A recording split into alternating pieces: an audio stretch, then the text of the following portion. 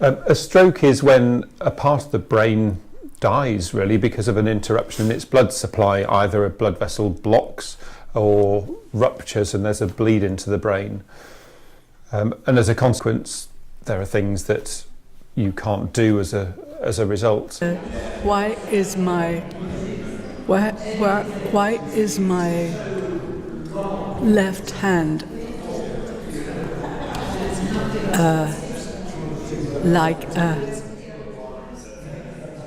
looks wooden? So there is a part of the brain after a stroke that dies and can't recover, and there are other areas that need to try to take on the function of that area that's died, and that's really what we call plasticity. Really, is the change in the brain. It's nothing magical. It's just really the brain changes to adapt to injury, and it happens, in all of us from day to day. I mean, if your neuroplasticity dried up now, this minute, you would be unable to change. You would be unable to, and by that I mean, you may think, oh, that's okay, I'll just stay like I am. You couldn't make a new memory. Yeah? You couldn't remember the word I'm saying to you now. If I asked you again in a few seconds, you would have no memory of it. I mean, it's hard to think of a world. What would a brain that was not neuroplastic, what would it look like? It's just through experience, the brain changes, the chemicals in the brain change, and nerves can sprout and grow to try to recover as much as possible of the function that's been lost by this area of brain that's died. Yeah, nothing, when you remember something, even transiently, that is neuroplasticity. There's no other way. How else? There's no other way. So it's different from elastic. So if you stretch a rubber band, it goes back to where it was. So plastic, if something's plastic, you stretch it and it stays where it is. So there has to be some kind of long-term change which results in a change in function. And we hope it's a beneficial change in function. But it has to be driven by something. It's not a passive phenomenon. It doesn't just happen in the brain. So in the context of stroke, it has to be driven by training, being therapy, being physiotherapy or occupational therapy or speech language therapy. Any persistent change in behaviour, a demonstrable change in behaviour, for me, it is caused by neuroplasticity. There isn't any other cause for it. If I do something to you and it changes your behaviour consistently and predictably for a period of time, which could be seconds, minutes, hours, days or weeks, or months or years, that is driven by neuroplasticity. There isn't another mechanism. So that is why for us neuroplasticity is just basically synonymous with learning. All brains have the capacity for plastic change.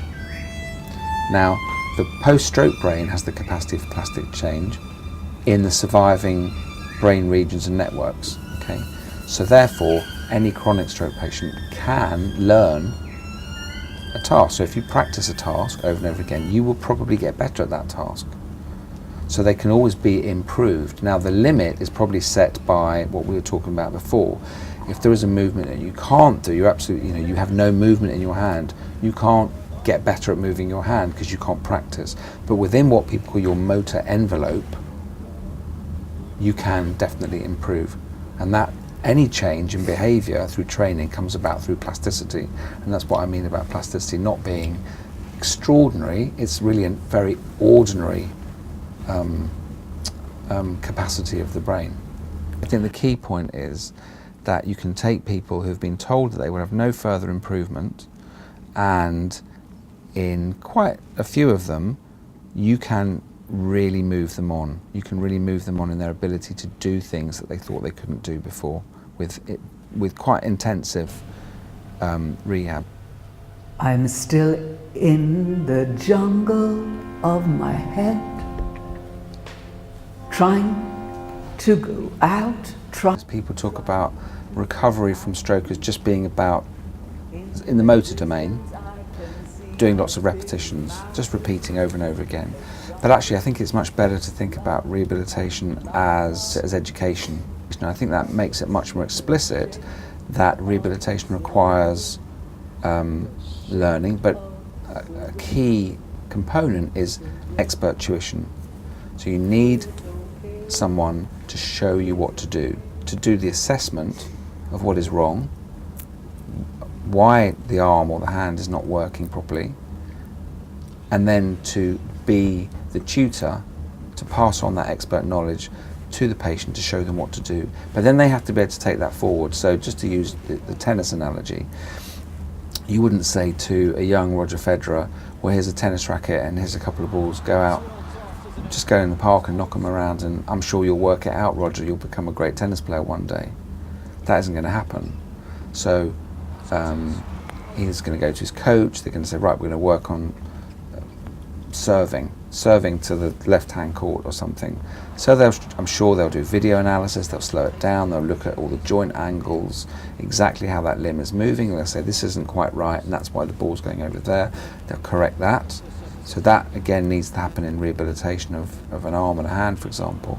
So that's what we call at the level of impairment. Work out what's not quite right, work out what you need to do to correct that. But then you need to, the aspiring tennis player then needs to go and practice that over and over again. Same with a stroke patient. Then they need to go onto a court and practice it, right? And then eventually they need to go and do it in a competition, and that's real life. In the Camden workshops where I'm working at the moment, we have a woman, and slowly she is smiling. She will offer things to the group. I mean, actually, it's been the most moving and amazing process to watch and to be part of. The clear blue sky, white clouds on it, so blow away. So yeah, exactly. You know, when you've had your aphasic stroke, obviously, well, generally it's the first time it's happened to you, and it's like, obviously it's a horrible shock, and how you're going to work your way out of that. You could work your way out of it with somebody who's also never seen it before, but it would be much better to have somebody who's seen it hundreds of times and go, okay, I see where you're going with that, but why don't you try this?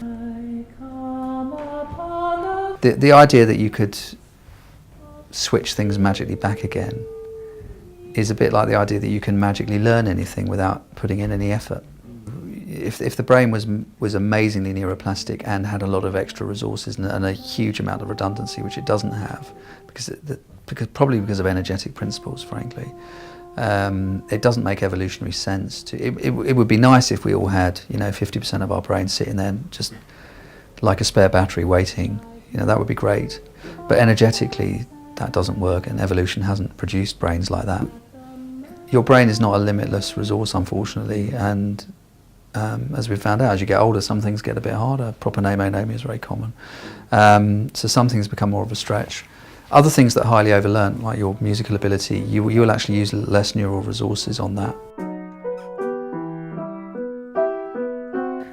Our brains are not limitlessly plastic. You can't kick it really hard and just wait, or train it, and you can wait. And I'll just say, oh yeah, like I said, it'll be 1 year, 2 years, 5 years, 10 years, and you'll be back to where you were.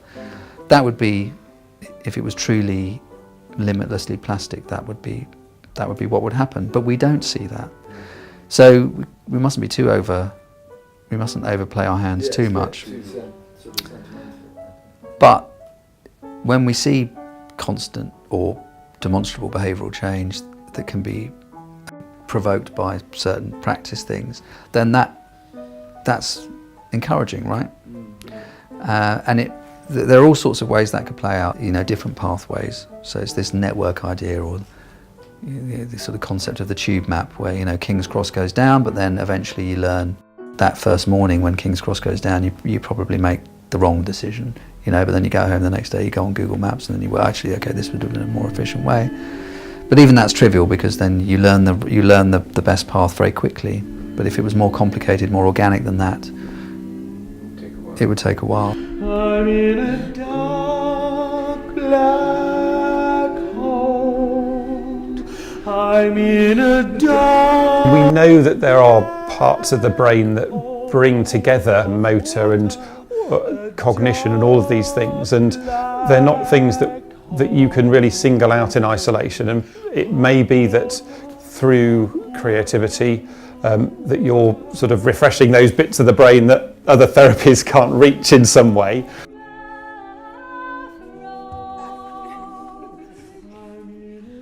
And it is heartwarming to see somebody who's come in who, is just like that, can't move, can't speak, can't do anything, and then suddenly at the end of the workshop you see a toe going in time to the music. It's just wonderful.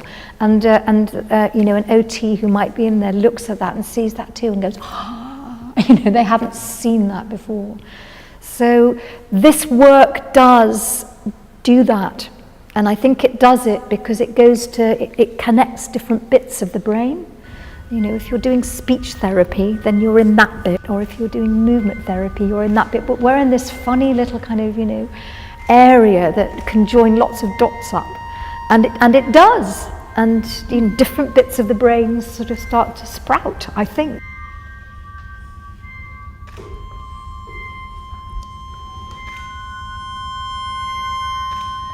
And it is much more beyond this, the sort of typical goal setting that you get in rehabilitation, where you state a goal and you work towards it, and you do feel a sense of achievement through that. But as you say, there's a lot more to it than that, and it's a sort of deeper sense of moving forwards and achieving something, and and perhaps regaining some sort of feeling of yourself as a person, but perhaps a slightly different person from what you were before you had a stroke.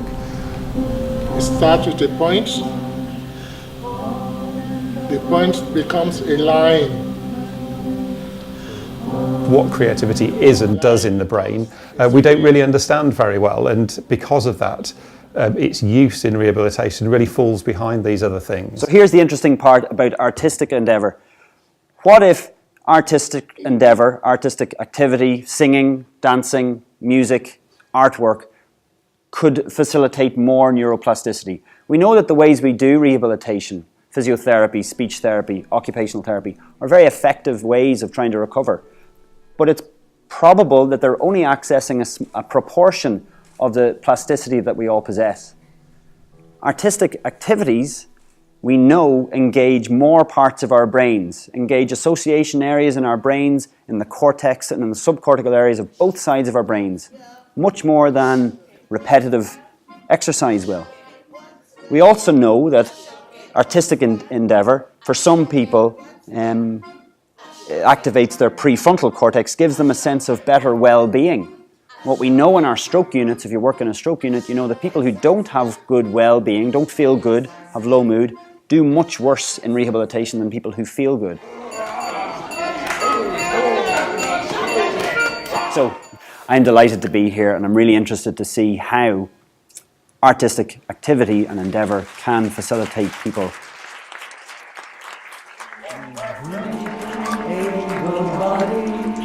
I can talk and I can walk and I can sing and I can dance and I can skip and I can flirt. The idea that you could switch things magically back again is a bit like the idea that you can magically learn anything without putting in any effort.